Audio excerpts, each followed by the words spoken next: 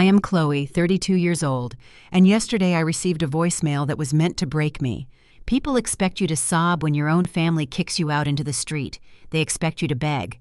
But when my mother casually announced I had 30 days to vacate my own home so my sister could take it over, I did not shed a single tear. I just smiled, typed out a 4-letter reply, and prepared to dismantle their entire financial existence. Before I continue this story, let me know where you are listening from in the comments. Hit like and subscribe if you have ever had to completely destroy the safety net of those who took you for granted. It was a Tuesday evening when the little red icon appeared on my phone screen. A 1-minute and 12-second audio message from my mother, Elaine. Her voice was dripping with that fake sweetness she only uses when she is about to deliver a crushing blow. She said, "Chloe, sweetheart, your sister and her husband are expecting another baby. They really need the space, so we have decided it is best if you move out of the house by the end of the month. We know you will understand. Oh, and make sure the utility bills are paid before you leave." The audacity was breathtaking. There was no discussion, no request, just a royal decree from a woman who had spent my entire life treating me like a walking ATM. I sat in my home office staring at the screen as the recording finished. I did not scream. I did not throw my phone. I simply opened our text thread and typed the word, "Okay." I did not need to write a long paragraph about everything I had sacrificed for them over the past 10 years. Words would have been a waste of energy. Instead, I turned to my computer and opened an Excel file titled Family Expenses Master. The soft glow of the monitor illuminated line after line of financial reality that my family had conveniently chosen to ignore. Row 4. The monthly mortgage payment for the very house my mother was kicking me out of, entirely in my name and paid strictly from my bank account. Row 12. The premium health and home insurance plans covering my parents drafted from my savings on the first of every month. Row 27. The monthly auto loan payments for my brother-in-law's shiny new SUV. The exact same brother-in-law who was supposedly moving into my house. They had grown so accustomed to my silent financial support that they actually forgot who held the purse strings. For years, I had quietly funded their lavish lifestyle while they diminished my presence in the family. They thought I was weak because I avoided confrontation. But looking at that spreadsheet, I felt nothing but a cold, calculating clarity. I selected the first column, highlighted their entire financial lifeline, and got to work. I logged into the banking portal, and with a few clicks, I began the process of canceling it all. The glowing screen of my computer felt like a window into a completely new reality. After dismantling their daily expenses, my mind naturally shifted to the main artery of their entitlement. I am talking about the family trust fund. When my grandfather passed away 5 years ago, he knew exactly the kind of people he was leaving behind. He saw right through my mother and her materialistic obsession. He also saw right through my sister and her weaponized incompetence. My grandfather was a self-made man who believed in hard work, and he trusted my judgment more than anyone else in the family. That is exactly why his will named me as the sole executor and the primary trustee of his estate. I had total control over the assets. For years, I had kept the trust open and accessible, allowing my parents to draw a generous monthly stipend. This money funded their country club memberships, their golf retreats, and their endless luxury vacations. It was a courtesy I extended out of a misguided sense of filial duty, hoping that my generosity would eventually buy their genuine affection. But love cannot be bought, and greed has no limits. I opened a new tab on my web browser and typed in the address for the private wealth management portal. The screen loaded with a crisp white background and a secure login prompt. I slowly typed my username and my incredibly complex password. I then verified my identity with a fingerprint scan on my phone. The dashboard materialized instantly. It displayed a healthy 7-figure balance that had always served as the ultimate safety net for the very people who were now trying to throw me away. It is truly fascinating how inherited money can insulate people from the consequences of their own cruelty. My mother felt completely secure in kicking me out of my own home because she deeply believed the trust fund would always be there to catch her. She genuinely thought my compliance was a permanent condition. I navigated to the administrative settings of the portal. There it was, a simple gray button labeled Account Status. I hovered my mouse over it, feeling a profound sense of peace wash over my entire body. I clicked the drop-down menu and selected the option that read, Freeze All Assets. A warning dialog box popped up on the center of the screen, asking if I was absolutely certain I wanted to suspend all outgoing transfers and freeze the beneficiary stipends. As I stared at that confirmation button, my thoughts drifted back to exactly 1 month ago. This was the specific incident that undoubtedly sparked this entire eviction plan. My sister and her husband Marcus had invited me to a terribly overpriced seafood restaurant downtown. Marcus is a man whose entire personality is based on listening to cryptocurrency podcasts and projecting borrowed confidence. Over plates of lukewarm oysters, he confidently pitched me his latest brilliant business idea. It was a tech startup that made absolutely zero sense and had no actual business model. He leaned across the table, reeking of an expensive cologne that I had probably paid for, and demanded $50,000 from the trust fund to save this failing venture. He did not ask politely. He demanded the money as if it was his birthright. When I calmly looked him in the eye and told him no, his face turned a vibrant shade of purple. He aggressively accused me of being selfish. He said I was hoarding the family wealth while he was desperately trying to build a legacy for my sister and their future children. I walked out of the restaurant and paid my own bill. 2 days after that dinner, my mother called me. She was crying hysterically on the phone, accusing me of destroying my sister and her marriage by not supporting Marcus financially. She laid the guilt on thick, telling me that family always invests in family. I stood my ground then, and looking at the computer screen. Now I realized that this sudden eviction was their coordinated punishment for my refusal. They thought that if they took away my house, they would break my spirit. They believed that making me homeless would force me to hand over the $50,000 and surrender control of the trust fund just to earn their love and shelter back. They wanted me desperate and compliant. They calculated wrong. I did not even hesitate as I brought my attention back to the warning prompt on the screen. I confirmed the action to freeze the accounts. The loading wheel spun for 2 seconds before a bright green banner appeared at the top of the portal. It read, "Status updated. All accounts frozen. Administrative override required for further transactions."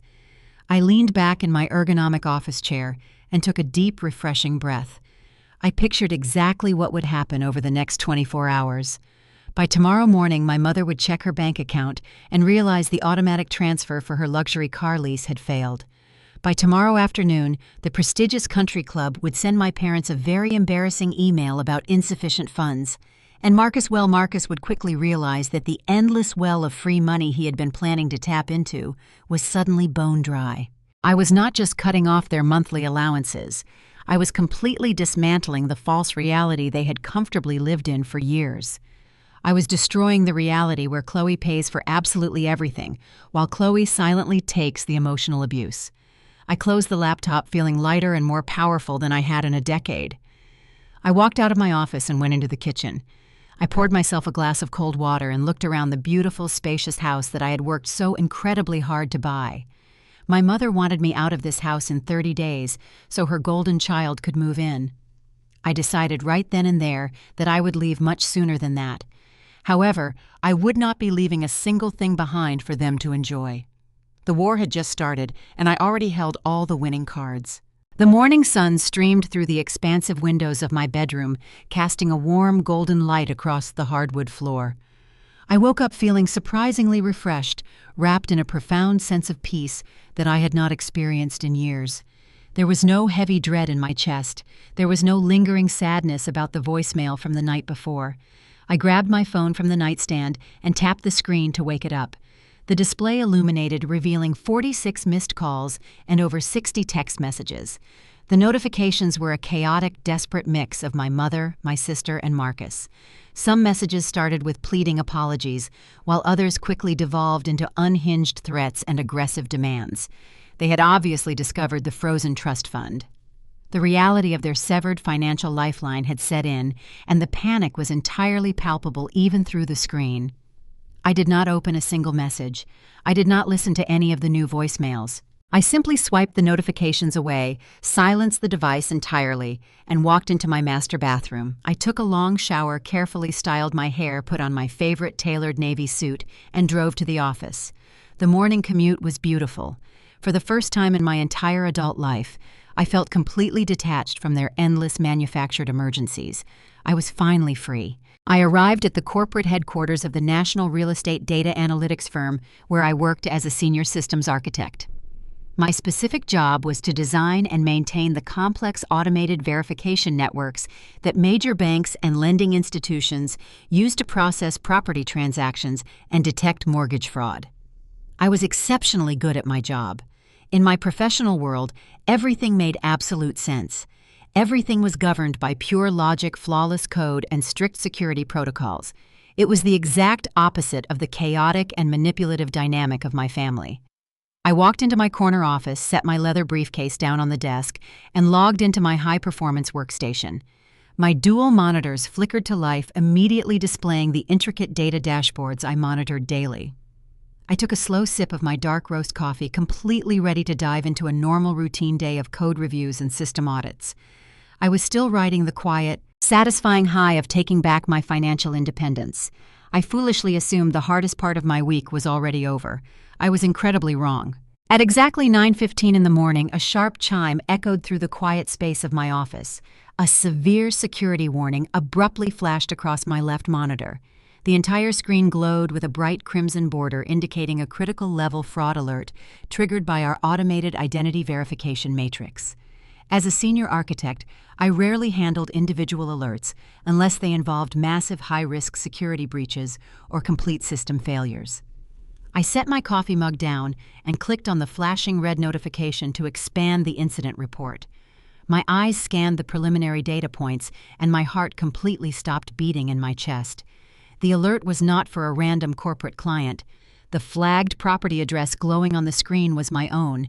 It was the exact same 4-bedroom colonial house my mother had casually ordered me to vacate by the end of the month.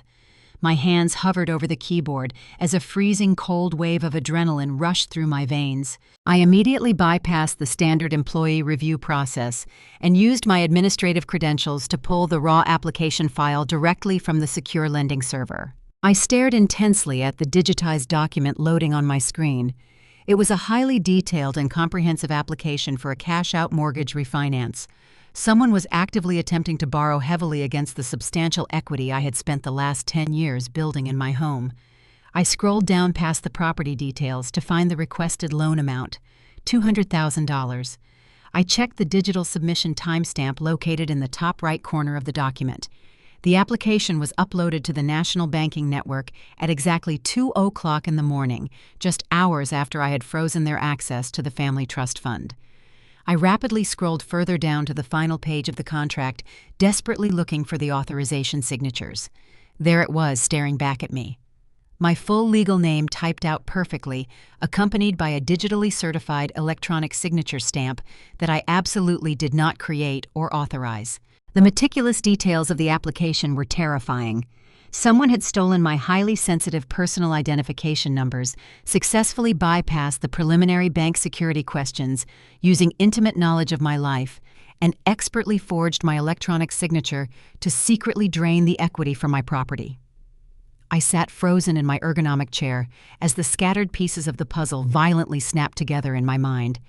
The sudden, unapologetic phone call from my mother, the strict 30-day eviction notice, the incredibly fake story about my sister desperately needing more space for a new baby. My mother did not kick me out of my own house just because she favored my sister. She did not try to evict me out of simple everyday cruelty. They were kicking me out to physically remove me from the premises so they could easily intercept the highly sensitive bank documents arriving in the mail. They needed me completely gone so they could quietly finalize the fraudulent $200,000 loan cash, the massive check, and steal my home right out from under me without me ever knowing. The eviction was not a punishment. It was a meticulously planned heist, and I was the target. The silence in my office was deafening as I stared at the forged signature on my computer monitor. For exactly 60 seconds, I did not move a single muscle. I did not blink. I simply let the absolute magnitude of their betrayal wash over me. My mother and my brother-in-law were not just greedy or entitled. They were active felons attempting to steal $200,000 of my hard-earned equity. They were trying to saddle me with massive debt and throw me out onto the street. In that brief minute of silence, any lingering trace of daughterly obligation or familial guilt completely evaporated from my body. The woman who had blindly paid their bills and endured their emotional abuse was officially dead. In her place sat a senior systems architect and certified data auditor who was about to turn their criminal conspiracy into a digital prison. I took a deep breath and cracked my knuckles. It was time to go to work. Marcus was incredibly arrogant, but he was not very smart. He probably used one of those discount online mortgage brokers to initiate the cash-out refinance, assuming the automated digital process would shield him from direct human scrutiny. He likely thought that because he had my social security number, my mother had access to my old mail, and they could accurately guess my security questions, they were unstoppable. They managed to successfully submit the initial application, but they fundamentally misunderstood how the American real estate financial system actually operates. They forgot that every single mortgage transaction requires a neutral third party to verify the paperwork, clear the property deed, and distribute the hundreds of thousands of dollars. They needed a title company, and more importantly, they completely forgot that I am the person who designs the very security networks those title companies rely on to detect exactly this kind of fraud. I minimized the forged application and opened the back-end tracing software on my right monitor. My fingers flew across the mechanical keyboard as I ran a deep audit on their submission file. Within seconds, I located the specific routing details they had chosen for the closing process. They had selected a mid-sized independent title and escrow agency located in a suburban strip mall about 2 towns over from my house. Marcus must have picked them, hoping a smaller firm would be desperate for the commission and less likely to ask difficult questions. He had no idea he was playing a game on a board that I completely controlled. I opened my highly secure corporate email client. I did not draft a frantic emotional message begging them to stop the transaction. I did not write as a distressed victim of family identity theft. I wrote the email with the full terrifying authority of a senior systems auditor representing the National Property Data Verification Network. I addressed the message directly to the managing director and the chief legal counsel of the title company. The subject line was simple, direct, and completely devastating. Urgent fraud alert and legal cease and desist regarding pending transaction. I began the email by formally identifying myself, listing my corporate credentials, and establishing my legal ownership of the property in question. I maintained a tone that was completely devoid of emotion. It was surgical. It was cold. I informed them that the pending cash-out refinance application currently sitting in their processing queue was highly fraudulent. I explicitly stated that the electronic signatures attached to the preliminary loan disclosures were unauthorized forgeries executed from an unapproved Internet Protocol address. I did not stop there. To ensure they understood the absolute severity of the situation, I quoted the specific federal statutes regarding wire fraud, identity theft, and mortgage fraud. I politely but firmly reminded the title company of their strict legal liability and their fiduciary duty to halt any transaction showing clear indicators of unauthorized financial tampering. I instructed them to immediately freeze the escrow account associated with my property address. I demanded that they lock down the file, cease all communication with the fraudulent applicants, and preserve every single digital log timestamp and submitted document for an impending federal investigation. I attached the raw data logs from my security dashboard, proving the origin of the forged signature was not my authenticated device. I read through the email one final time. It was an absolute masterpiece of corporate intimidation and legal reality. Any title agent reading this message would instantly realize that proceeding with this loan would mean risking their professional license, massive financial penalties, and potential federal prison time. They would drop Marcus and my mother like a burning stone. I moved my mouse over the send button. I did not feel a shred of pity. I clicked send and watched the message vanish into the secure server. Then I leaned back in my chair and turned my attention to the live status dashboard on my left monitor. Because my firm managed the data pipeline for these specific brokers, I had the unique privilege of watching my invisible counterattack unfold in real time. The fraudulent application was currently sitting in a bright green status block labeled Pending Final Approval. I sat in the quiet hum of my office and simply watched the screen. 10 minutes passed, then 15. At exactly 22 minutes after I sent the email, the system refreshed. The bright green block flickered and instantly turned a harsh flashing crimson red. The status text updated immediately. The words "pending final approval" vanished, replaced by a glaring alert that read, "Critical fraud, hold transaction, suspended." The contract was officially dead. The $200,000 they had desperately planned to steal was securely locked behind a digital fortress they could never breach. A cold smile crept across my face as I visualized exactly what was happening at that very moment. My mother and Marcus were probably sitting around a breakfast table drinking expensive coffee that I had paid for celebrating their brilliant criminal mastermind plot. They were likely planning exactly how to spend the stolen equity, completely unaware that they had just walked blindly into a federal trap. I had seamlessly severed their financial lifeline, and now I had permanently destroyed their secret payday. But I was not finished yet. Freezing the money was just the defensive maneuver. Now that the bank and the title company knew a severe crime had been committed, the real consequences were about to begin, and I was going to make sure my family felt every single one of them. I was still staring at the flashing red status on my monitor when the phone on my desk buzzed. It was not the internal line for my department. It was the direct extension for the main lobby security desk. I picked up the receiver and heard the tense voice of David, our head of building security. He sounded incredibly stressed as he informed me that two women claiming to be my mother and sister were downstairs. They were loudly demanding to see me, screaming at the receptionists and threatening to call the police if they were not allowed past the turnstiles. I thanked David calmly, instructed him not to engage them, and told him I would be right down. I did not panic. A few hours ago, the thought of my mother throwing a public tantrum in my professional workspace would have sent me into a spiral of anxiety. But now, armed with the undeniable proof of their federal crimes, I felt absolutely nothing but a cold, heavy armor settling over my shoulders. I straightened my suit jacket, stepped out of my office, and walked toward the glass elevators. The ride down to the ground floor took exactly 45 seconds. Through the glass, I could see the expansive marble-floored atrium of our corporate headquarters. And right in the center of it, acting like wild animals in a museum, were my mother, Brenda, and my sister, Haley. They were a chaotic spectacle. Brenda was furiously waving her designer handbag, her face twisted in an ugly mask of pure rage.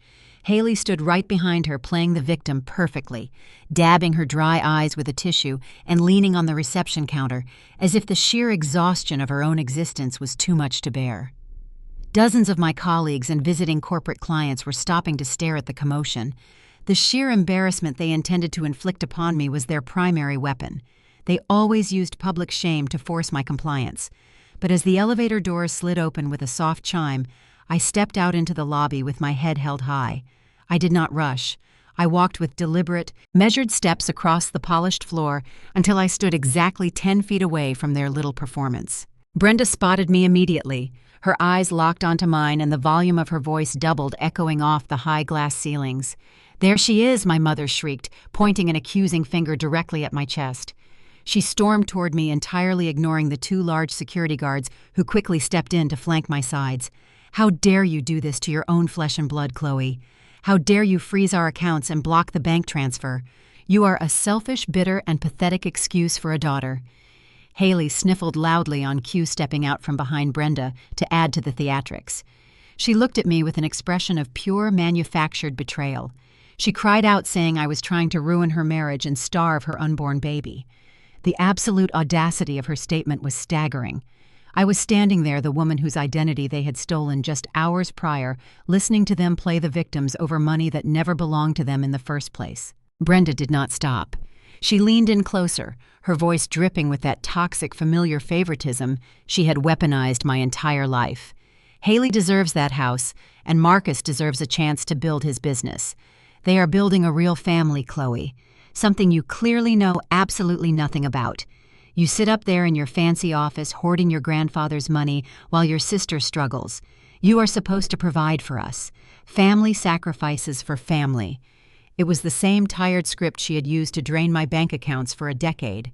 But this time she escalated her tactics.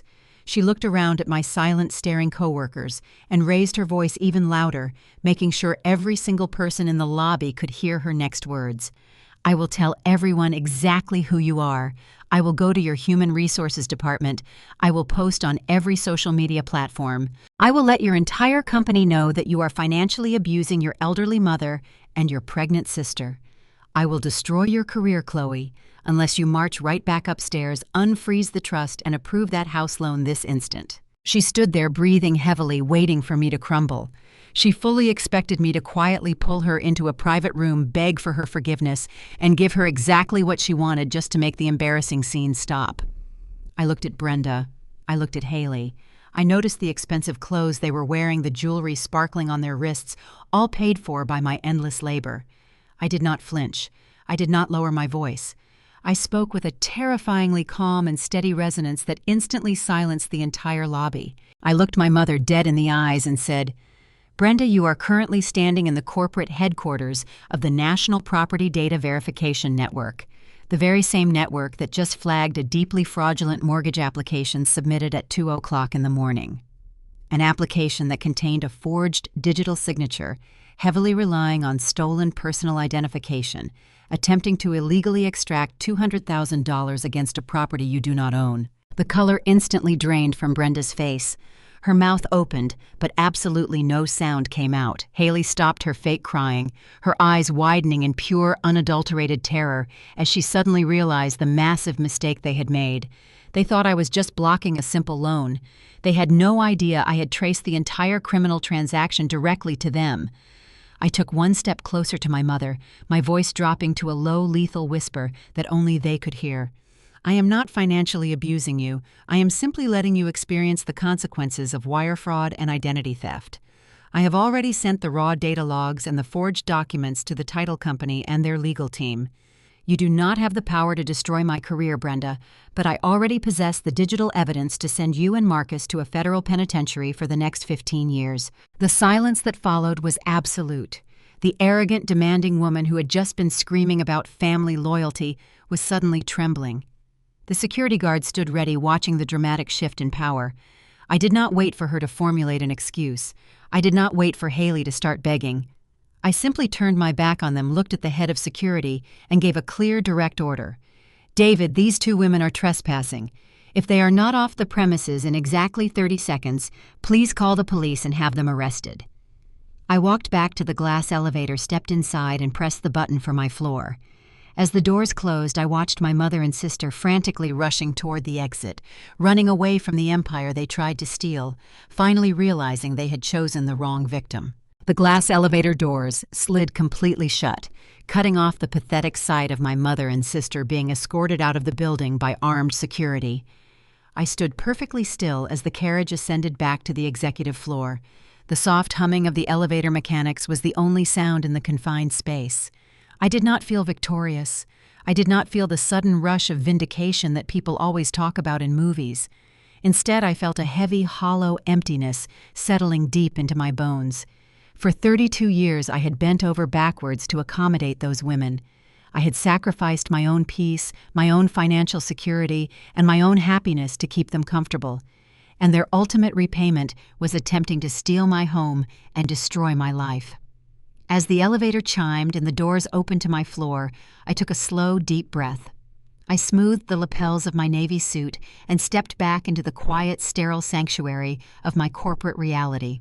A few of my colleagues cast lingering glances in my direction, clearly aware that something highly unusual had just occurred in the main lobby, but nobody dared to ask me any questions. I walked past the glass-walled conference rooms and the open-plan workstations with my head held high.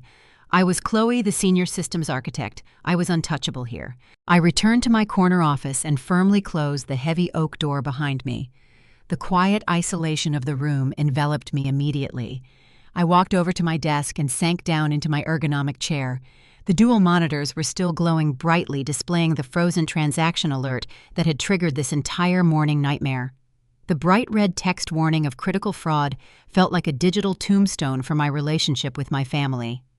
I reached for my cold cup of dark roast coffee and took a long sip. The bitter taste grounded me. I had successfully defended my property. I had completely neutralized their fraudulent cash-out refinance. I had publicly humiliated them and threatened them with federal prison. The war should have been over. I fully intended to spend the rest of the day analyzing actual client data and ignoring the inevitable barrage of apologies and threats that would soon flood my voicemails. I reached over to close the real estate verification dashboard and move on with my life. Before my finger could even press the mouse button, a new notification suddenly appeared in the upper right corner of my right screen. It was not an internal company message or a system alert. It was a high-priority external email delivered directly to my private corporate inbox. I glanced at the sender name and felt a sudden sharp spike of anxiety pierce through my forced calm. The email was from Richard Vance. Richard was the senior managing partner at the most prestigious law firm in the city, and more importantly, he was the primary legal counsel for my late grandfather's estate. He was the man who helped me manage the family trust fund, and he was one of the few people who actually understood the true nature of my mother and sister. Richard never sent emails unless something was catastrophically wrong. I immediately moved my cursor and clicked on the urgent message. The email did not contain a polite greeting. It did not ask how my morning was going. The subject line contained exactly 5 words: "We have a serious problem." I leaned forward in my chair, my eyes quickly scanning the brief, highly alarming text. Richard wrote that he had received the automated alert regarding my decision to freeze the trust fund assets earlier that morning. He completely supported my administrative action, but his routine legal review of the recent trust activity had uncovered something deeply disturbing. He explained that he had received a frantic phone call from my mother, Brenda, just 20 minutes ago. Brenda was completely hysterical, screaming that I was destroying Haley's future and illegally hoarding family money. But according to Richard, Brenda was not just crying about her frozen country club fees. She had accidentally mentioned a massive pending real estate transaction that she believed I was intentionally sabotaging. Richard stated that he decided to run a quiet, independent background check on the financial movements surrounding my mother and my brother-in-law, Marcus. He urged me to immediately call him on his secure private line, warning me that the situation was far more complicated and dangerous than a simple family dispute over a house. I did not call him. I am a certified data auditor, and I absolutely prefer to see the raw numbers with my own eyes before speaking to lawyers. If there was a hidden layer to this financial conspiracy, I was going to find it myself. I minimized Richard's email and immediately reopened the fraudulent mortgage application on my left monitor. I had been so focused on stopping the loan and proving the forged signatures that I had completely skipped over the most crucial step of any financial investigation. I had not followed the money. I had assumed quite naturally that Brenda and Haley were trying to steal the $200,000 to pad their own bank accounts or upgrade their luxury lifestyle. But criminals always leave a digital footprint, especially when they are amateur thieves trying to navigate the highly regulated American banking system. I opened my specialized tracing software and began to meticulously dissect the closing documents of the fraudulent loan. A cash-out refinance works by converting home equity into liquid cash, which the title company then wires to a designated receiving account upon closing. I scrolled past the forged property deeds and the fake income statements until I reached the final escrow disbursement instructions. There it was, the exact destination where my $200,000 was supposed to land. I highlighted the routing number and the account number, copied the digits, and pasted them directly into the National Banking Registry database that my firm used for deep background verification. The system took exactly 4 seconds to query the Federal Reserve routing tables. A loading bar flashed across the screen, followed by a detailed financial dossier. I leaned closer to the monitor, expecting to see a joint checking account belonging to my mother and sister, or perhaps a hidden offshore account my mother had secretly opened. Instead, the screen displayed a commercial business registry. The receiving account did not belong to Brenda. It did not belong to Haley. The $200,000 was scheduled to be wired directly into a corporate holding account for a private limited liability company. I felt my breath catch in my throat as I read the name of the registered entity. It was called Apex Innovation Holdings, LLC. I had never heard of this company in my entire life. It certainly was not a real estate firm, and it had absolutely nothing to do with buying a new house for a growing family. My fingers flew across the keyboard as I initiated a secondary search through the state commercial registration database to find the corporate officers associated with this shell company. I needed to know exactly who was hiding behind this corporate veil. The state registry loaded instantly, displaying the original incorporation documents filed exactly 3 weeks ago. That was precisely 1 week after I had refused to give Marcus the $50,000 for his ridiculous tech startup. I stared at the screen in absolute disbelief. The sole proprietor, the primary registered agent, and the only authorized signatory for Apex Innovation Holdings LLC was Marcus. My lazy, arrogant, financially illiterate brother-in-law was the exclusive owner of the shell company that was designated to receive every single penny of my stolen home equity. The sheer magnitude of the deception hit me like a physical blow. The entire narrative completely shattered and rearranged itself in my mind. Brenda and Haley were entirely convinced that they were forcing me out of my house so Haley could move in and start a family. My mother genuinely believed she was fighting for her golden child's future, but that was a complete lie. The loan documents clearly proved that Marcus had absolutely no intention of keeping the house or moving his pregnant wife into it. He had secretly structured the loan to extract the maximum amount of cash possible, funnel it directly into his own private, untraceable business account, and leave the property heavily mortgaged and facing imminent foreclosure. Marcus was not just stealing from me. He was actively manipulating my mother and my sister into committing federal wire fraud on his behalf, turning them into his unwitting accomplices. He knew my mother hated me enough to execute the eviction. He knew Haley was entitled enough to demand the house. He used their toxic greed as a perfect smokescreen for his own massive financial heist. If the loan had actually gone through, Marcus would have instantly walked away with $200,000 in clean, untraceable corporate funds. Meanwhile, Brenda and Haley would have been left holding the bag, completely responsible for the forged signatures and the inevitable federal investigation when the mortgage went into default. I was perfectly willing to let his pregnant wife and his mother-in-law go to federal prison just so he could fund his delusional startup dreams. The sickening realization washed over me. I had just confronted Brenda and Haley in the lobby, threatening them with jail time, and they had reacted with genuine terror because they truly believed they were just taking a house. They had absolutely no idea about the LLC. They had no idea about the massive cash extraction. They were completely blind to the fact that the man they were blindly defending was actually setting them up to take the fall for a massive federal crime. I sat in the cold silence of my office, staring at the corporate registration documents bearing Marcus's name. A completely different kind of anger began to boil in my veins. It was no longer just about protecting my house or defending myself against my mother's emotional abuse. This was about a predatory, calculating parasite who had infiltrated my family and attempted to destroy all of us for his own selfish gain.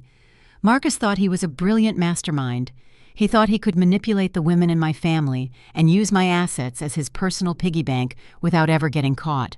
I reached for my desk phone and slowly dialed the private number for Richard Vance. The line rang twice before the lawyer picked up. I did not say hello. I did not ask how he was doing. I kept my eyes locked on the LLC registration screen, my voice dropping to a terrifyingly calm and calculated pitch. "Richard," I said, "I found the LLC. I know exactly where the money was going. Cancel your afternoon appointments. We are not just dealing with a forged signature anymore. We are dealing with a coordinated corporate embezzlement scheme, and I am going to completely destroy him." The phone line went silent as Richard absorbed the reality of what I had just uncovered. I hung up the receiver and leaned back in my chair, staring at the ceiling of my quiet office. The irony of the situation was almost suffocating. My mother, the woman who had spent my entire life belittling me and demanding absolute loyalty, was currently playing the role of a loyal soldier for a man who was actively setting her up to take the fall for a massive federal crime. Brenda genuinely believed she was fighting for her golden child and securing a house for her future grandchild. She had absolutely no idea that Marcus was entirely willing to let her and his own pregnant wife rot in a federal penitentiary just so he could walk away with $200,000 of untraceable cash. She was blindly paving the way for her own destruction, completely convinced she was being the protective matriarch. I looked back at the glowing screen, directly at the corporate registration documents that held the power to shatter her entire fabricated reality.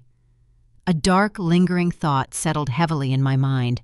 I had to make a final choice. I could call my mother right now and show her the undeniable proof of his ultimate betrayal, or I could simply sit back in the shadows, watch the federal trap snap completely shut, and let her go down with the ship she tried to steal from me. Let me know what you would choose in the comments below. Make sure to like and subscribe for part 2, because this family reunion is about to become completely nuclear. The heavy silence of my executive office was suddenly broken by the sharp vibration of my personal cell phone resting on the mahogany desk. I tore my eyes away from the state commercial registry database displaying Marcus and his hidden shell company. I looked down at the glowing screen. The caller identification displayed his name, Marcus. The timing was absolutely impeccable. I was calling less than an hour after my mother and sister had been physically escorted out of my corporate lobby by armed security. I knew exactly what this was. This was their desperate backup plan. When brute force and public humiliation completely failed to break me, they sent in the supposed peacemaker. I reached out and picked up the device. Before answering, I opened my secure mobile recording application and tapped the large red button. Federal wire fraud is a highly serious crime, and I was going to make absolutely sure I captured every single syllable of his confession. I swiped the screen to accept the call, brought the phone to my ear, and said a single flat hello. His voice came through the speaker, dripping with an artificial honey-sweet warmth. He sounded completely calm and deeply reasonable, entirely contrasting the unhinged screaming match my mother had just orchestrated downstairs. "Chloe," he said softly, letting out a heavy sigh that was perfectly calculated to sound exhausted. "I am so incredibly sorry about what just happened at your office. Brenda and Haley are just highly emotional right now. You know exactly how pregnant women get, and your mother is just fiercely protective of her growing family. I strictly told them not to go down there and ambush you like that. It was completely inappropriate, and I want to personally apologize to you for their unacceptable behavior. I am calling you right now because I truly believe you, and I can figure this out like rational adults. We are family, Chloe. We should not be fighting like this over money." I did not say a word in response.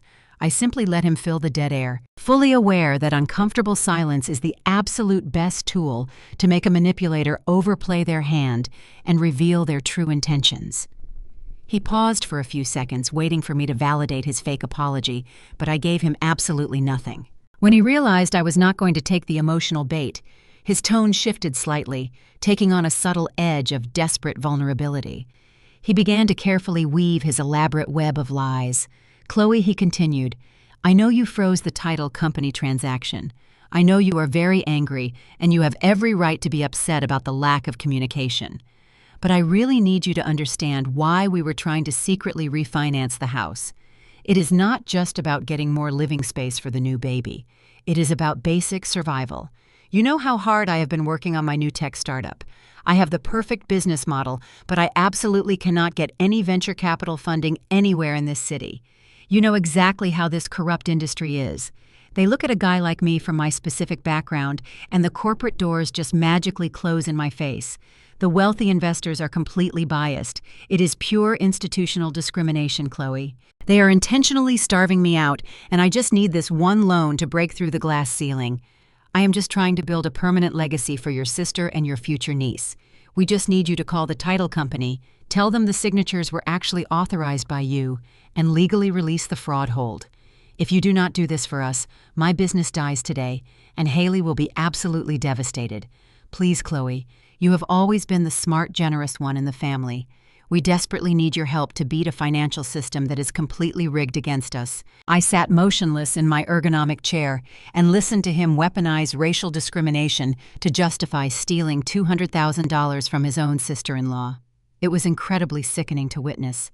He was deliberately trying to exploit my empathy, hoping I would feel so incredibly guilty about his supposed societal struggles that I would completely ignore the massive fact that he forged my legal signature on federal banking documents. He used his own pregnant wife and his unborn child as cheap emotional bargaining chips. He genuinely thought I was just a naive, bleeding heart software developer who would immediately cave the second he played the ultimate victim card. He had absolutely no idea that he was currently speaking to a certified systems auditor who was staring directly at his secret corporate registry files. I let his desperate, manipulative plea hang in the air for another 10 seconds. I wanted him to feel the heavy, uncomfortable weight of his own lies before I completely dismantled his entire reality. When I finally spoke, my voice was completely devoid of any human emotion. It was the precise surgical tone of a federal interrogator. "Marcus," I said calmly, "I am perfectly willing to discuss releasing the internal fraud hold on the mortgage application.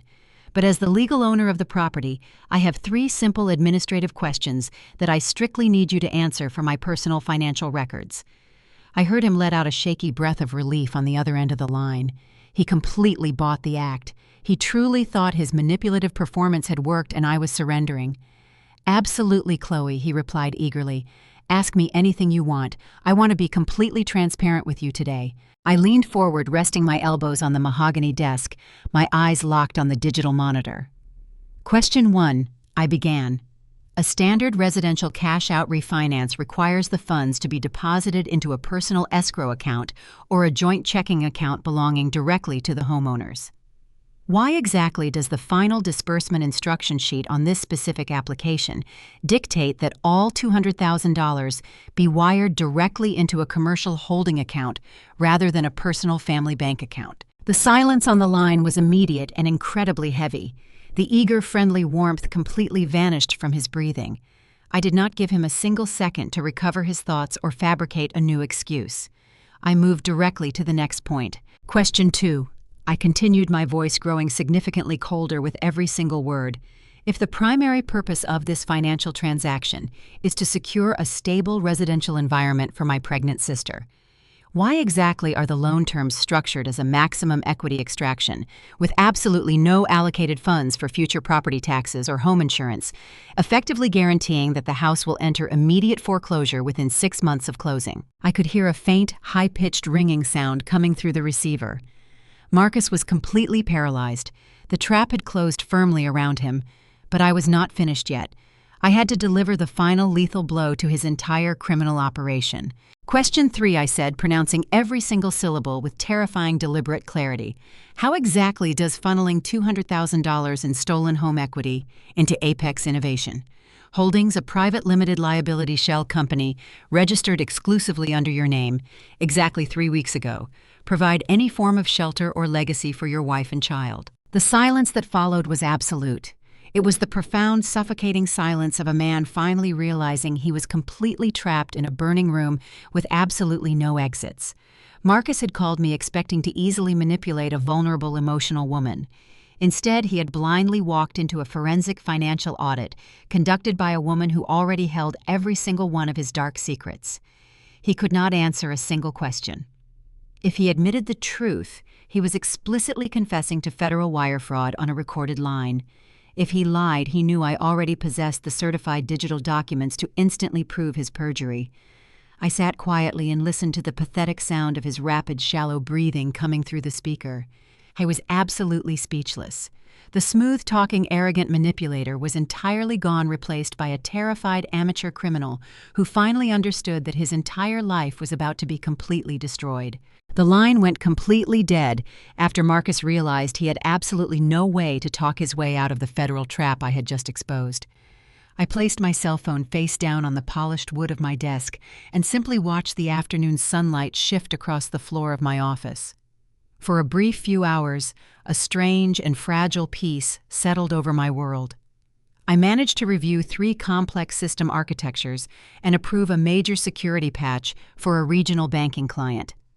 I immersed myself entirely in the clean, logical structure of my work, pushing the chaotic reality of my toxic family into the far corners of my mind.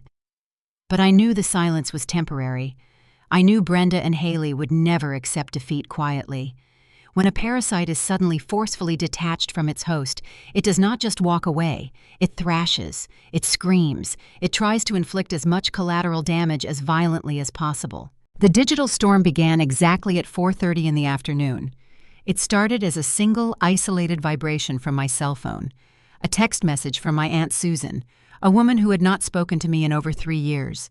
The preview on my lock screen simply read, "I cannot believe what you are doing to your own flesh and blood. You should be absolutely ashamed of yourself." Before I could even process the audacity of her sudden judgment, the phone vibrated again, and then again. Within 60 seconds, the device was buzzing relentlessly, sliding across the surface of my desk like an angry, trapped insect. The notifications began cascading down the screen in a rapid waterfall of digital outrage. Direct messages from cousins I barely knew, angry emojis popping up from distant family friends, Voicemails from relatives who had happily ignored my existence for decades, but were suddenly deeply invested in my personal business. I did not need to guess what had triggered this sudden avalanche of misplaced moral superiority. I knew the exact playbook they were using because they had been running the exact same manipulative offense against me since I was a child. I reached for my phone, unlocked the screen, and opened the Facebook application. I navigated straight to my sister's public profile page. I did not even have to scroll down. Pinned right to the very top of her feed was a massive, carefully constructed essay of absolute fiction, designed to completely obliterate my reputation and paint her as the ultimate tragic martyr. The post was accompanied by a highly manipulated photograph. It was a black and white image of Haley sitting on a park bench, gazing mournfully into the distance while gently cradling her pregnant stomach. The lighting was overly dramatic, perfectly staged, to make her look incredibly frail and endlessly exhausted. The text above the picture was a masterpiece of emotional manipulation and outright lies. It began with a long, rambling paragraph about how she and Marcus had been working tirelessly to build a safe, loving home for their unborn baby. She wrote about the heavy financial struggles of being a young, growing family in a difficult economy. And then she seamlessly transitioned into the most vicious character assassination I had ever seen her attempt. Haley explicitly named me. She told her thousands of followers and our entire extended family that her own sister, a wealthy corporate executive who had more than enough money to spare, was actively trying to destroy her marriage and throw her out onto the street. She claimed that I had suddenly and maliciously locked our elderly parents out of the family financial accounts, leaving our mother weeping and completely unable to pay for basic necessities. She painted me as a cold-blooded, calculating monster who cared more about hoarding wealth than protecting my own blood. But the most calculating part of her digital performance was how she strategically weaponized the very same lie Marcus had tried to use on me during our phone call. She heavily implied that my refusal to give them the house and the money was rooted in deep-seated prejudice. She wrote that I had never truly accepted Marcus into the family, hinting broadly that I harbored quiet racist resentments against him and his attempts to build a business. She claimed I was using my financial privilege to intentionally oppress a hard-working man of color who was just trying to provide for his pregnant wife. She ended the massive post by begging for prayers, stating that she was terrified of the permanent damage I was inflicting on our family tree, and expressing her profound heartbreak over the realization that the sister she loved so deeply was completely dead to her. The comment section beneath the post was a terrifying display of mob mentality. Hundreds of comments were flooding in by the minute. Family members, high school acquaintances, and total strangers were forming a digital firing squad, all aiming directly at my character. People were calling me a sociopath. They were suggesting I needed intense psychiatric help. Some relatives were demanding that I publicly apologize to my mother and immediately hand over the deed to my house to make amends for my disgusting behavior. My Aunt Susan had commented 4 separate times loudly declaring that my late grandfather would be completely disgusted by the greedy monster I had become. Sitting there in my quiet office reading the most vile and hateful accusations written about me by people who shared my DNA, I realized something profound. I was not crying. My heart rate had not even elevated. I did not feel the sudden crushing weight of panic that used to suffocate me whenever my mother or sister publicly shamed me in the past. When I was 7 years old, Haley deliberately pushed my mother's favorite expensive crystal vase off a display table, shattering it into 1,000 pieces. When my mother rushed into the room, Haley instantly burst into theatrical tears and pointed her small finger directly at me. My mother did not ask for my side of the story. She dragged me by my arm, locked me in my bedroom, and told our entire extended family at dinner that night that I was a destructive, jealous child who ruined beautiful things on purpose. I cried for 3 days straight, begging anyone to believe my innocence. Nobody did. Over the next 20 years, I learned a very hard and very permanent lesson about my family. The actual truth was completely irrelevant to them. They did not care about facts. They only cared about optics power and controlling the narrative. Every time I tried to defend myself against their lies, every time I tried to present logical evidence of my innocence, they simply spun my defensive behavior into further proof that I was unstable and combative. If I argued, I was aggressive. If I cried, I was manipulative. If I walked away, I was cold and unfeeling. They had spent my entire life building a cage around me, made entirely of their own projections, and they expected this massive public shaming on social media to finally break my spirit and force me back into submission. They expected me to frantically type out a defensive comment on her post. They expected me to draft a long emotional status update on my own page, begging our relatives to listen to my side of the story. They wanted a public war because a public war would muddy the waters and distract everyone from the very real, very illegal crimes they were actively committing in the background. I refused to give them the satisfaction of a reaction. I did not shed a single tear for the family I was losing, because looking at that hateful screen, I fully realized I never really had a family to begin with. I simply had a group of biological captors who were incredibly angry that their favorite hostage had finally escaped. I closed the Facebook application on my phone and turned my attention back to my high-performance dual monitors. I opened a new highly secure folder on my encrypted external hard drive. I carefully typed the title, Civil Defamation and Harassment Evidence. I opened the desktop version of the social media platform and began the incredibly meticulous process of preserving every single piece of their digital assault. I did not just take simple screenshots. As a systems auditor, I knew exactly how to capture legal-grade digital evidence.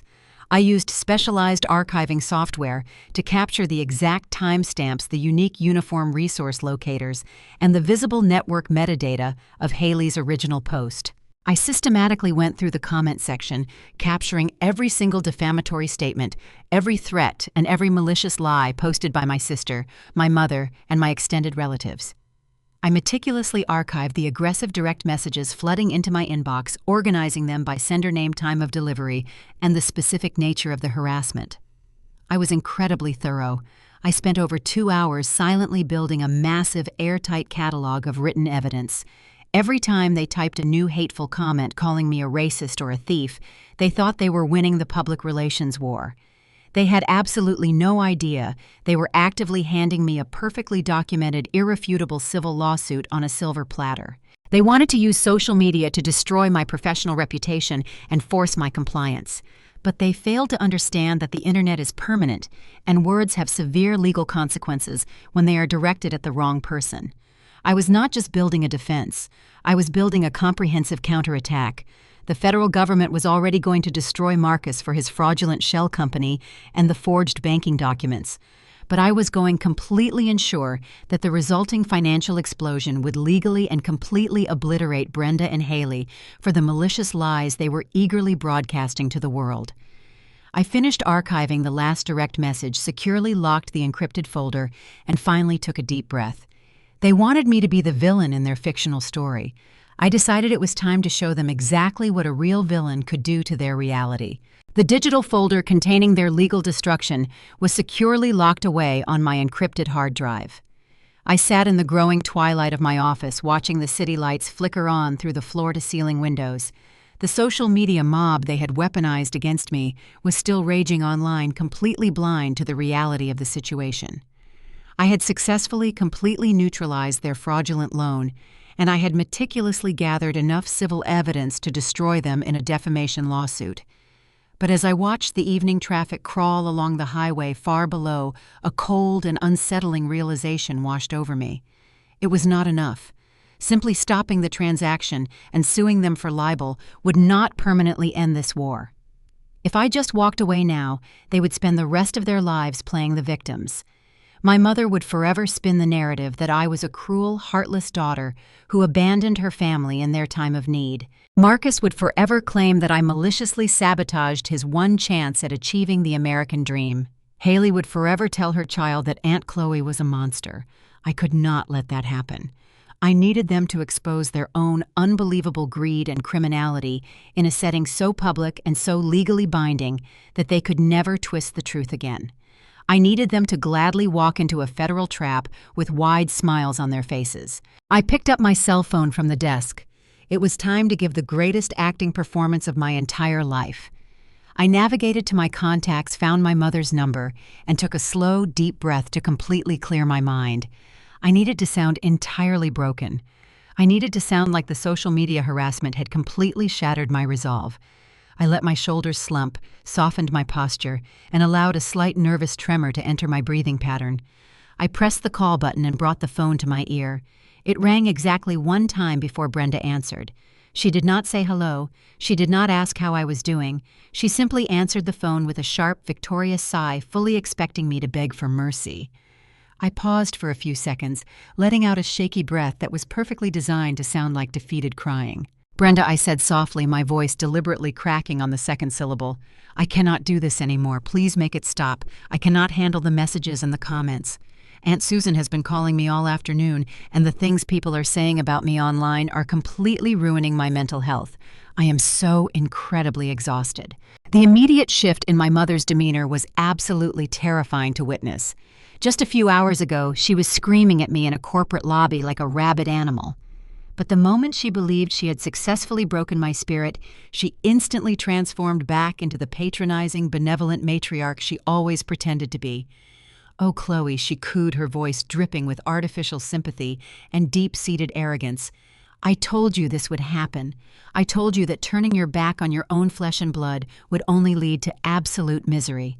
Family is everything, sweetheart. The world is a very cold place, and you simply cannot survive it without your people standing behind you. We did not want to do this the hard way, but you forced our hand by being so incredibly stubborn and selfish. If you had just done the right thing from the very beginning, none of this ugly public drama would have been necessary." I squeezed my eyes shut, fighting back a wave of pure disgust, and forced myself to continue the charade. "You are right," I whispered, injecting as much desperate compliance into my tone as possible. "I was just so shocked by the eviction notice, and I completely panicked. But I see now that Marcus is just trying to build a future, and Haley really needs the house for the baby. I just want the family to be whole again. I want the fighting to end. I will release the fraud hold on the property. I will sign whatever papers you need me to sign to finalize the $200,000 cash-out refinance. Just please make Haley take down that horrible Facebook post." My mother let out a bright, triumphant laugh. It was the exact same laugh she used when she won heavily at the country club poker tables. It was the sound of pure, unadulterated greed.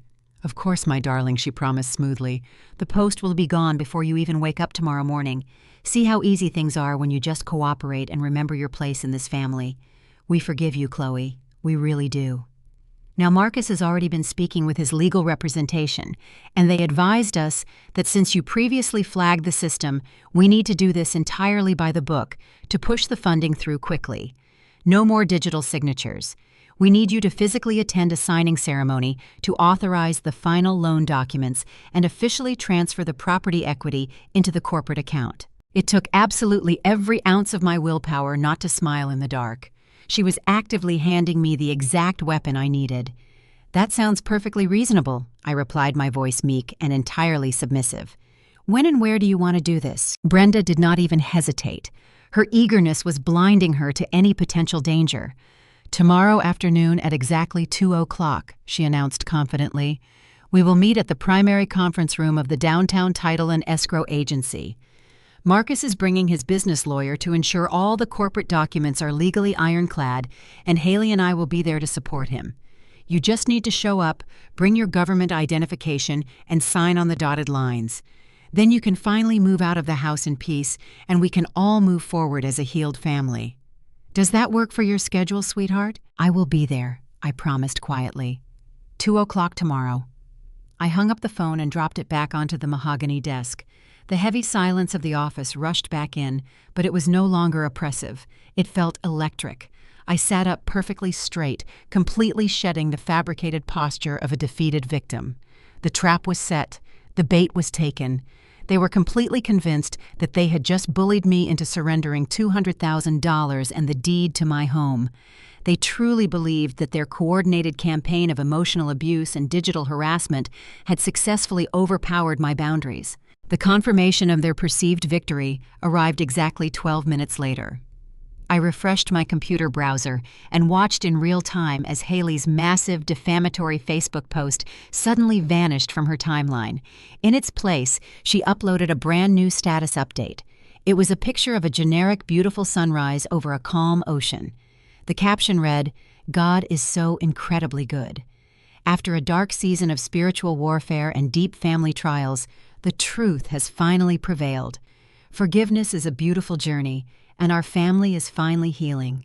Big blessings are coming our way this week. Thank you to everyone who stood by us and prayed for our ultimate victory. They were actually celebrating. They were actively patting themselves on the back, entirely convinced that they were the righteous winners of a war they had started through pure criminality. 5 minutes after the post went live, a new text message appeared on my phone. It was from Marcus. It contained no apology and no warmth. It simply read, "See you tomorrow at 2. Do not be late and do not try anything stupid. We have our lawyer watching everything now." I read his pathetic, threatening message and actually let out a genuine laugh. The sound echoed off the glass walls of my empty office. Marcus was bringing a discount business lawyer to a real estate closing, genuinely believing that a cheap suit and a legal degree would protect him from a federal fraud investigation. He thought his legal representation would intimidate me into quietly handing over the money. He had absolutely no idea that he was actively inviting a certified officer of the court to formally witness him committing a massive federal crime in broad daylight. I picked up the phone again, but this time there was no acting involved. I dialed the private secure number for Richard Vance, my grandfather's fiercely loyal estate attorney. He answered on the first ring. "Richard," I said, my voice completely cold and entirely focused. "The appointment is set. Tomorrow at 2 o'clock at the downtown title agency. They are bringing their own legal counsel, and they are fully expecting me to sign the finalized documents transferring the $200,000 into Marcus's fraudulent shell company." I could hear the grim satisfaction in Richard's voice as he replied, "Excellent work, Chloe. I have already contacted my colleagues at the State Financial Regulatory Board and the Federal Bureau of Investigation Wire Fraud Division. They have been quietly monitoring the suspended transaction ever since you flagged the digital signatures this morning. The authorities are absolutely highly interested in this specific case, especially since Marcus is attempting to execute the fraud through an illegally structured corporate entity. I will be arriving at the title company at exactly 1:45 tomorrow. I will have the complete financial dossier printed and bound." "Perfect," I replied. "Let them think they are entirely in control of the room. Let them present the documents. Let Marcus formally introduce his shell company to the escrow officer. I want them to legally commit to the fraud on the official record before we drop the hammer." We spent the next hour meticulously reviewing the final details of our counter-ambush. I provided Richard with all the archived evidence of their social media defamation and the documented threats of extortion they had used to try and force my compliance. By the time we finished our strategy session, the city outside my window was completely dark, illuminated only by the glowing grid of streetlights and passing headlights. I packed up my leather briefcase, powered down my workstation, and took one final look around my quiet corporate sanctuary. My mother, my sister, and my arrogant brother-in-law were probably popping open a bottle of expensive champagne right now, toasting to their brilliant success. They were eagerly dreaming about how they were going to spend my hard-earned money and divide up my property. They were completely blinded by their own toxic entitlement. They thought I was finally broken. They thought I was just the weak, compliant ATM machine they had always treated me as. But tomorrow afternoon, in a brightly lit conference room surrounded by lawyers and federal agents, they were going to learn a highly devastating lesson. They were going to discover that the daughter they threw away was actually the architect of their absolute destruction, and I was going to ensure that they lost absolutely everything. I grabbed my leather briefcase and walked out of my executive office for the night. The corporate floor was mostly empty and completely quiet. As I walked down the long hallway toward the glass elevators, my department director Julian stepped out of his corner suite. He had been monitoring the massive security alerts all day and knew exactly whose property was targeted. He looked at my face, likely expecting to see a completely exhausted and heartbroken woman. He stopped in his tracks, adjusted his glasses, and gently asked me if I was going to be okay after everything that happened. I paused for a moment and turned to face him. The heavy burden of 32 years of family trauma was completely gone from my shoulders. A slow, calculating smirk crept across my face. I looked him dead in the eyes and told him I had never been better. I told him I did not just cancel a fraudulent house contract today. I told him I just meticulously set my entire toxic family up for federal wire fraud, and tomorrow afternoon I get to watch them walk right into a prison cell. Let me know in the comments if you are ready to see them lose absolutely everything in Part 3. Hit the like button and subscribe so you do not miss the grand finale. The heavy glass doors of the downtown law firm slid open with a quiet and expensive hiss. I walked into the sprawling reception area of Sylvia Sterling and Associates. Sylvia was a highly feared and incredibly successful corporate litigator who specialized in complex financial crimes and estate disputes. She was a woman who did not tolerate fools, and today she was the chief architect of my family's total destruction. I had spent the entire morning briefing her on the shell company, the forged digital signatures, and the coordinated social media harassment. She was fully prepared. We walked together down the long carpeted hallway toward the executive conference rooms. My heart was beating steadily in my chest. I did not feel the familiar suffocating panic that usually accompanied family gatherings. I felt absolutely nothing but a cold, clinical anticipation. We were finally entering the tiger's den, but the tigers had absolutely no idea they were already locked inside a cage. The primary conference room was entirely enclosed in thick, soundproof glass. It felt like a sterile aquarium designed specifically for a feeding frenzy. At the center of the room sat a massive, polished mahogany table. My family was already seated on the far side, perfectly aligned like an arrogant firing squad. Brenda sat at the head of their side of the table. She was wearing a tailored designer blazer and expensive pearls radiating a toxic, triumphant arrogance. She looked at me exactly the way a predator looks at a wounded animal that has finally stopped running. To her immediate right sat my sister Haley. Haley was already performing. She held a crumpled tissue in her hand, actively dabbing at her perfectly dry eyes. She was playing the exhausted, emotionally shattered pregnant victim flawlessly. She had even brought a small pastel-colored baby blanket and rested it on the table in front of her, using her unborn child as a physical prop for sympathy. To Brenda's left sat my brother-in-law Marcus. He did not look exhausted or victimized. He looked incredibly smug. He was leaning far back in his expensive leather chair, twirling a gold-plated pen between his fingers. He was practically vibrating with the anticipation of stealing $200,000. He looked at me with a wide, arrogant smirk, entirely convinced that his brilliant manipulation had successfully overpowered my boundaries. Next to Marcus sat a man who looked entirely out of place in this high-end law firm. He wore a cheap, poorly fitted gray suit and carried a scuffed leather briefcase. This was the discount business lawyer Marcus had hired to facilitate his massive federal crime. The man was sweating slightly, exuding a nervous, eager energy as he organized a massive stack of legal documents in front of him. Sylvia and I took our seats on the opposite side of the mahogany table. The physical distance between us felt like a massive canyon. The silence in the room was incredibly heavy, thick with their unspoken greed.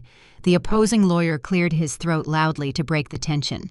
He did not address Sylvia, completely ignoring the senior partner sitting right across from him. Instead, he locked his eyes directly on me. He spoke with a deeply patronizing, condescending tone, treating me like a misbehaving child who was finally surrendering to her parents. He smiled slickly and told me that he was very glad I had finally decided to act like a rational adult. He said it was highly commendable that I was stopping this unnecessary emotional distress and choosing to put my pregnant sister's needs first. He slid the massive stack of thick legal documents across the polished surface of the table until they stopped directly in front of me. He tapped the top page with his index finger. He stated clearly that these were the final, irrevocable transfer agreements and the official loan closing disclosures. His voice grew louder, filling the soundproof room as he explicitly outlined their outrageous demands. He demanded that I sign a complete and total transfer of the property deed. The house would no longer belong to me, but the beneficiary listed on the deed transfer was not Haley or my mother. Just as I suspected the property was being transferred directly into the ownership of Apex Innovation Holdings, the fraudulent shell company Marcus had secretly registered. But they did not stop at stealing the house. Their greed was absolutely bottomless. The opposing lawyer flipped to the second section of the contract. He stated that in order to fully repair the emotional damage I had caused the family, I also needed to sign a full administrative surrender of my grandfather's trust fund. They were demanding that I instantly relinquish all legal control and permanently transfer the primary trustee status over to Brenda. They wanted complete access to the seven-figure bank accounts. They wanted the house. They wanted the $200,000 cash-out refinance wired directly into Marcus's corporate account by 5 o'clock this evening. And finally, they wanted me to sign an airtight non-disclosure agreement legally, barring me from ever speaking about this financial transaction or my family's behavior to anyone ever again. Brenda leaned forward, resting her elbows firmly on the mahogany table. She looked at me with a cold, victorious smile that made my stomach turn. She spoke softly, using her fake maternal voice. She said that this is exactly what my grandfather would have wanted. She claimed he always meant for the family wealth to support the next generation, and that I was finally doing the right thing by stepping aside. Haley sniffled loudly on cue and whispered that she was just so incredibly relieved this terrible nightmare was finally over. She dramatically placed her hand over her stomach and said her baby would finally have a safe home. Marcus stopped twirling his gold pen. He leaned in close to the table, his eyes locked on mine with pure, unadulterated greed. He confidently told me to stop stalling, pick up the pen, and just sign the papers so they could all get back to their lives. I sat perfectly still, my hands resting quietly in my lap. I looked down at the fraudulent legal documents resting exactly 2 feet in front of me. My printed legal name sat empty above dozens of signature lines. This was the exact moment they had been meticulously planning for weeks. They genuinely believed that their coordinated campaign of digital harassment, public defamation, and emotional abuse had completely broken my spirit. They thought I was sitting in this glass room because I was absolutely terrified of their social media threats. They thought I was weak. They had absolutely no idea that every single word their lawyer just spoke, clearly detailing a massive corporate embezzlement scheme, had been legally recorded. They had no idea that they had just presented actively fraudulent banking documents in front of a senior litigator. And most importantly, they had absolutely no idea that 2 federal agents were currently standing in the hallway right outside the soundproof glass doors, just waiting for my signal to completely end their lives. I looked at the gold-plated pen resting on top of the fraudulent contracts. The bright metal caught the harsh fluorescent light of the conference room. Marcus was practically holding his breath. Brenda had that sickening, victorious smile plastered across her entire face. Haley was already mentally spending the money, gently rubbing her stomach as if she had just secured her entire future. Their cheap lawyer tapped his fingers impatiently on the mahogany table, fully expecting me to simply pick up the pen and surrender my entire life to them. I let the silence stretch. I let it grow incredibly heavy and deeply uncomfortable. I wanted them to savor this exact second in time because it was the very last moment of peace and arrogance they would ever experience. I did not reach for the pen. Instead, I slowly reached up, adjusted the cuffs of my navy suit jacket, and pushed the massive stack of legal documents right back across the polished table. The heavy paper slid rapidly and crashed directly into the opposing lawyer's coffee cup, spilling dark liquid across his cheap gray suit. The victorious smile instantly vanished from my mother's face. Marcus sat up completely straight in his leather chair, his arrogant smirk rapidly melting into a mask of pure confusion. Haley stopped her fake crying immediately and stared at me with wide, unblinking eyes. The lawyer scrambled to wipe up the spilled coffee with a napkin, loudly demanding to know what exactly I thought I was doing. I did not look at him. I kept my eyes locked entirely on my family. I told them with absolute chilling clarity that I was not signing a single document today. I told them I was completely done funding their endless delusions. I reached down into my leather briefcase resting on the carpeted floor. I pulled out the first of 3 thick, heavily bound folders. I lifted it high and slammed it down onto the center of the glass table with a loud, echoing crack that made Haley physically jump in her seat. I looked directly at my mother and told her to open it. Brenda hesitated, her hands suddenly trembling uncontrollably before she slowly reached out and flipped open the heavy cardboard cover. Inside was a meticulously calculated line-by-line financial audit of the last 6 years of my life.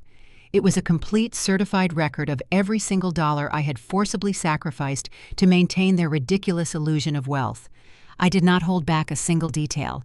I read the massive numbers aloud, making sure my voice echoed clearly off the soundproof glass walls. I listed the $84,000 I had paid for her premium health insurance policies and her exclusive country club membership fees.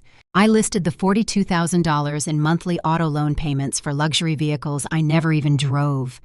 I detailed the completely fabricated medical emergencies, the random financial bailouts, and the endless stream of lavish vacations they took using my personal debit card. I told Brenda that she had spent the last decade treating me like a walking, talking bank vault, while actively telling our extended family that I was a selfish, ungrateful daughter. I pointed out that the total amount of money they had systematically drained from my savings accounts over 6 years far exceeded the $200,000 they were currently attempting to steal. I watched the color completely drain from Brenda's face as the undeniable itemized proof of her absolute parasitism was laid bare in front of a senior corporate litigator. She tried to stammer out a pathetic defense, whispering that it was just normal family support, but her voice was completely hollow. She knew she was exposed. The narrative of the generous mother and the cruel daughter was entirely dead on the table. Before Brenda could even finish her pathetic excuse, I pulled the second heavy folder from my briefcase and slammed it down directly on top of the first one.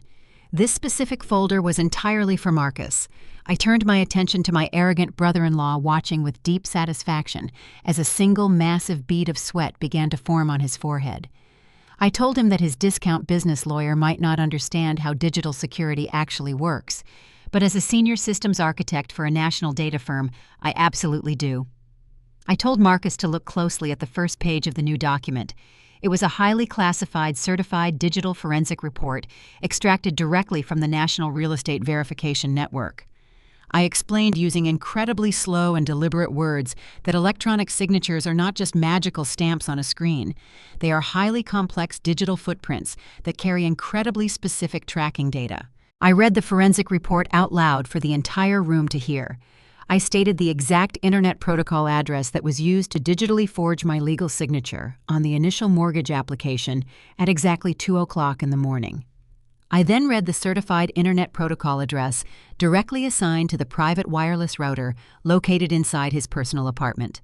They were an absolute, undeniable, perfect match. I also provided the device registry log proving beyond any shadow of a doubt that the forged federal documents were submitted using his specific model of laptop, matching his exact operating system and browser configuration. The silence in the room became incredibly suffocating. Marcus looked like he was about to physically vomit all over the mahogany table.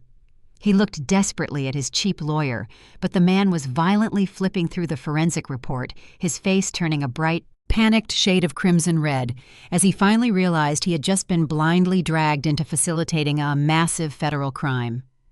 Haley started to hyperventilate, truly realizing for the very first time that her husband was entirely caught. But I was not finished.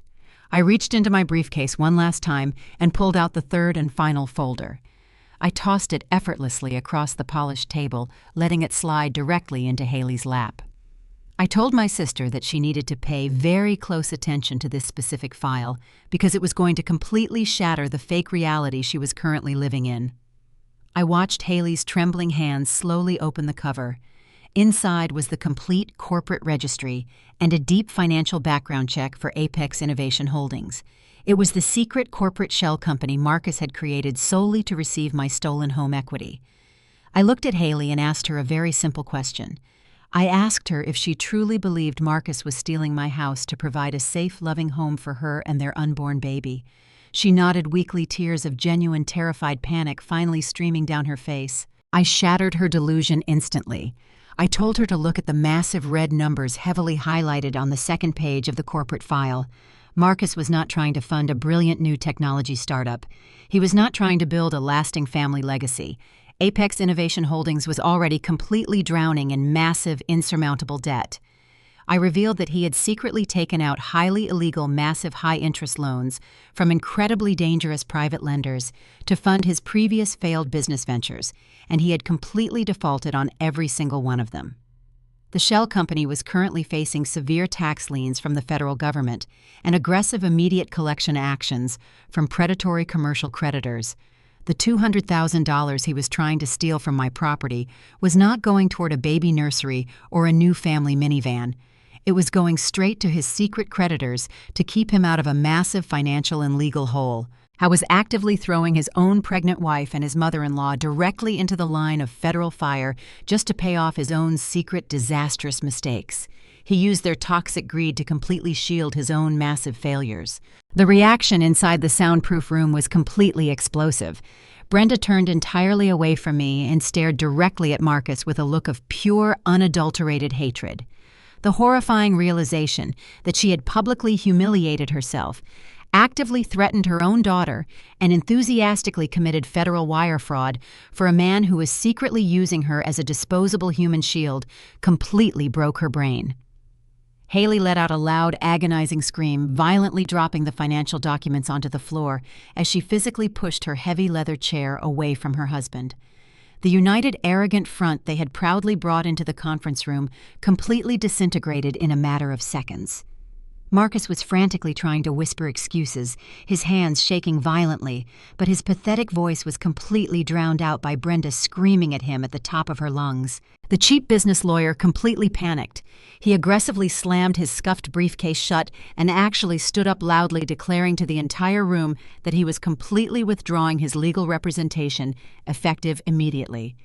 He stated that he had absolutely no prior knowledge of the digital forgery or the corporate tax evasion. He literally ran toward the glass doors and rushed out of the room, leaving them entirely defenseless and completely exposed. I sat quietly next to Sylvia Sterling, perfectly composed in my tailored suit, simply watching the absolute and total destruction of my toxic family. They had confidently marched into this meeting fully expecting to completely ruin my life and steal my entire future. But I did not even have to raise my voice. All I had to do was hand them the undeniable truth, and they completely and utterly destroyed themselves. The soundproof glass room suddenly felt incredibly small. The departure of their cheap lawyer was the final catalyst that completely shattered their unified front. I sat back in my chair and watched as the absolute reality of the situation crashed down upon my mother. For her entire life, Brenda had demanded absolute loyalty. She had built a massive, impenetrable pedestal for her golden child, Haley, and welcomed Marcus into the fold simply because he constantly fed her massive ego. But looking at the certified financial documents scattered across the mahogany table, Brenda finally understood the horrifying truth. She had marched into my corporate lobby, screamed at me in front of my colleagues, and actively facilitated a massive federal crime, all under the delusion that she was securing a family legacy. Instead, she had been ruthlessly manipulated by her favorite daughter and her chosen son-in-law. They had used her toxic hatred for me as a convenient, disposable weapon to steal $200,000 to pay off secret illegal business debts. Brenda slowly lifted her head and looked directly at Haley. The artificial maternal warmth that usually coated her voice was completely gone. It was replaced by a cold, trembling fury. She asked Haley if she knew about the shell company. She asked her if this entire eviction plan was just a desperate scam to extract cash to pay off predatory lenders. Haley violently shook her head, tears streaming down her face, rapidly destroying her carefully applied makeup. Haley immediately did exactly what she always did when backed into a corner. She played the ultimate victim and entirely threw her partner under the bus. Haley pointed a shaking finger at her husband and began screaming at the top of her lungs. She claimed she had absolutely no idea about the massive debts or the shell company. She cried that Marcus had told her they were just taking the house to live in. She screamed that he was a liar, a failure, and a manipulative monster who was trying to ruin her life and steal from her own mother. She aggressively shoved Marcus away from her, completely abandoning the unified loving marriage act they had performed just 10 minutes prior. She begged our mother to believe her crying that Marcus had orchestrated the entire forgery himself and just used them both as pawns in his financial game. That was the exact moment Marcus completely snapped. The arrogant, smooth-talking entrepreneur entirely vanished. He violently slammed his fist down onto the mahogany table, the sound echoing sharply against the thick glass walls. He turned on his pregnant wife with a look of pure, unadulterated disgust. He yelled that she was a spoiled, delusional brat who had absolutely no idea how the real world worked. He screamed that he was drowning in hundreds of thousands of dollars of debt entirely because he was trying to fund her lavish, completely unsustainable lifestyle. He told Haley that she demanded expensive cars, luxury vacations, and a massive house, but she was too incredibly lazy to ever work a single day in her life. He admitted right there in front of everyone that he forged the documents because it was the only way to get the cash he desperately needed to keep the private lenders from destroying him. Then Marcus turned his venom directly toward Brenda. He did not hold back a single ounce of his heavy resentment. He looked my mother directly in the eyes and called her an arrogant, gullible fool. He laughed a harsh, bitter laugh and told Brenda that she was so incredibly blinded by her hatred for me that she eagerly walked right into his trap without asking a single question. He said it was remarkably easy to manipulate her into forcing the eviction because she was already so desperate to punish me for being independent. He mocked her for genuinely believing she was the powerful matriarch of the family, when in reality she was just a loud, obnoxious pawn who was about to take the massive fall for federal wire fraud. The pure hypocrisy was absolutely breathtaking to witness. These were the exact same three people who just 30 minutes ago were lecturing me about family loyalty, deep forgiveness, and strict moral obligation. They had proudly weaponized the sacred concept of family to justify completely destroying my entire life. But the absolute second the money vanished and the threat of federal prison became a stark reality, their fake family loyalty instantly evaporated. They turned into wild animals trapped in a very small cage, violently tearing each other apart to save their own skins. Brenda was screaming at Marcus, threatening to call the police herself and testify against him in open court. Marcus was screaming back, reminding Brenda that she had actively intimidated a witness and could easily be charged as a direct co-conspirator to the crime. Haley was just sobbing hysterically, burying her face in her pastel baby blanket, entirely unable to handle the catastrophic destruction of her perfect little world. I sat perfectly still and watched the beautiful chaos unfold. Sylvia Sterling sat right next to me, her hands folded neatly on the table, observing the unhinged screaming match with the quiet clinical detachment of a seasoned professional. I did not feel a single ounce of pity for any of them. I did not feel the familiar urge to intervene, to mediate, or to save them from themselves. For 32 years I had been the designated peacekeeper. I had swallowed my pride, emptied my bank accounts, and absorbed their endless emotional abuse just to keep this exact toxic dynamic from exploding in public. But now I was finally and completely free. I leaned forward and calmly closed my leather briefcase. The metallic click of the latch was entirely drowned out by my mother violently cursing at Marcus. I stood up from my chair, buttoned my tailored navy suit jacket, and looked down at the pathetic display in front of me. I did not say goodbye. I did not offer any final words of wisdom or dramatic closing statements. They were no longer my problem. They were completely and permanently erased from my life. I turned around and walked directly toward the heavy glass doors of the conference room. As I pushed the door open, I saw exactly what I had been waiting for all afternoon. Standing quietly in the carpeted hallway, holding thick manila folders and wearing very serious professional expressions, were two federal agents from the Financial Crimes Division. I gave them a polite, silent nod as I walked past them toward the waiting elevators. The federal agent stepped forward and firmly entered the glass conference room, closing the heavy door securely behind them. The screaming inside stopped instantly. The war was officially over, and I had won absolutely everything. The heavy glass door clicked shut behind the two federal agents. The deafening chaos inside the conference room was instantly replaced by a suffocating and terrified silence.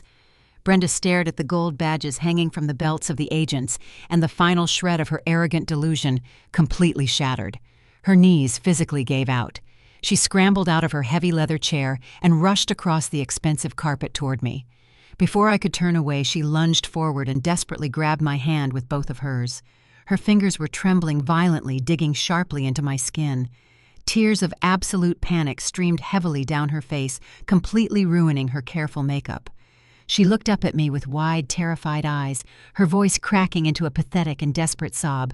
"Chloe, please," she begged loudly, her entire body shaking. "You have to save me. Please just tell them it was a massive misunderstanding. Just sign the paper and cancel the loan right now.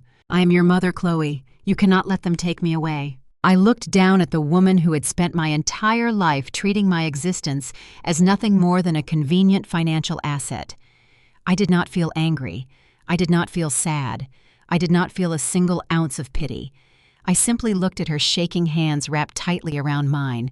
Slowly, deliberately, and with absolute finality, I pulled my hand away from her grasp. Her hand slipped off my skin, and she slumped forward in pure defeat. I looked down at her one last time. "You cannot cancel a federal crime, Brenda," I said softly.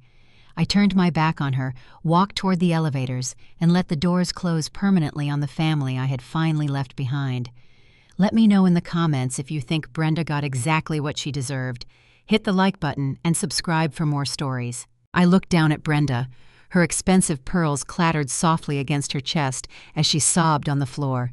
She was still desperately clinging to the delusion that she possessed some kind of maternal authority over me.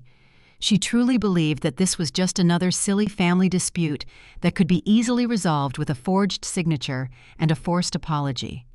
She squeezed my hand tightly, pleading with me to fix the mess she had proudly helped create. I kept my face entirely expressionless. I did not pull my hand away this time. I simply looked her dead in the eyes and delivered the final fatal blow. "I cannot cancel the loan anymore, Brenda," I said. My voice was completely steady and entirely devoid of any emotion. Her crying stopped instantly. She stared up at me, her eyes darting back and forth in pure panic, entirely unable to process what I had just said. She asked me what I meant. She begged me to just call the bank and tell them it was a massive misunderstanding. I reached down to the polished mahogany table and picked up the very last document remaining in my leather briefcase. I slowly flipped the heavy paper over and laid it flat directly in front of her trembling hands. I told her to look closely at the federal seal printed at the top of the page.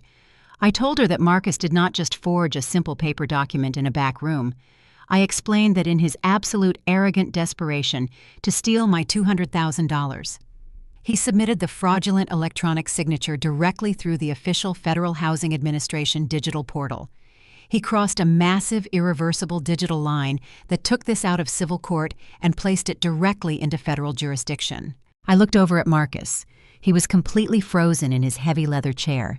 His face was entirely drained of all color, making him look like a man who had just been handed a terminal medical diagnosis. I explained to the room that I am not just a disgruntled sister or a rebellious daughter holding a grudge. I am a senior systems architect and a certified data auditor for a national financial institution. When I discovered a highly documented instance of federal wire fraud utilizing my stolen identity on a government portal, I was no longer operating as a family member. I was legally bound by strict federal compliance laws and fiduciary duties. I told them with absolute clarity that if I had simply canceled the contract and walked away to keep the peace, I would have been legally classified as an active co-conspirator in their felony. So I did exactly what my professional license legally requires me to do. I reported the entire fraudulent transaction, along with all of the digital forensic evidence and Internet Protocol tracking data, directly to the Federal Bureau of Investigation and the Internal Revenue Service. I then turned my attention to the Family Trust Fund. I told Brenda that, because she had actively participated in a documented conspiracy to commit financial fraud, the federal authorities immediately flagged her legal status as the primary trustee. The seven-figure trust fund my grandfather left behind is now entirely locked down by the state courts. Brenda has been permanently and irrevocably removed from the account. The money has been legally handed over to an independent third-party financial administrator appointed by a judge. She will never see another single penny of that generational wealth ever again. And as for Marcus, continued my voice echoing coldly off the glass walls, the Internal Revenue Service did not take kindly to discovering his hidden corporate shell company or his massive history of tax evasion. The exact moment the federal agents verified my initial report this morning, they executed an immediate total asset freeze. Every single bank account tied to his name, his fraudulent business entity, and his personal life has been entirely seized. He has absolutely nothing left to his name. The reaction from the opposing side of the table was instantaneous and incredibly violent. The discount business lawyer Marcus had hired to facilitate this crime had been quietly listening to every single word. The absolute moment the words, Federal Bureau of Investigation, left my mouth, a look of pure, unadulterated terror washed over his sweating face. He did not say a single word of comfort to Marcus. He did not even look at Brenda or Haley. He aggressively grabbed his scuffed leather briefcase, violently swept his loose legal papers into it, and snapped the brass locks shut with an incredibly loud crack. He stood up so fast and with so much force that his heavy chair crashed backward onto the expensive carpet. He looked directly at Sylvia Sterling, completely ignoring my family, and practically yelled that he was officially withdrawing his legal representation on the formal record. He loudly declared to the room that he had been completely lied to by his client and wanted absolutely nothing to do with this massive criminal enterprise. Without waiting for a response or a formal dismissal, he turned and sprinted toward the heavy glass doors, desperately fleeing the law firm to save his own legal career. He left my mother, my sister, and my arrogant brother-in-law completely alone, entirely defenseless, and permanently destroyed. I looked down at the pathetic scene unfolding on the other side of the mahogany table, the grand, terrifying empire of emotional manipulation my mother had spent decades carefully constructing had completely collapsed in less than an hour. Brenda was still curled on the expensive carpet, clutching her chest, as if her heart was physically breaking, but I knew she was only mourning the absolute loss of her unlimited bank account. Haley was rocking back and forth in her heavy leather chair, burying her face in her hands, desperately trying to wake up from a nightmare that she had actively helped create. And Marcus simply stared blankly at the wall, a hollow shell of a man who finally realized his arrogant gamble had just permanently cost him his freedom. They were completely paralyzed by the overwhelming weight of their own consequences. I did not feel the need to say another word. I had delivered the absolute truth, and the truth had set me entirely free. I calmly turned my back on them, picked up my leather briefcase, and walked away. I did not look back as I pushed through the heavy, soundproof glass doors.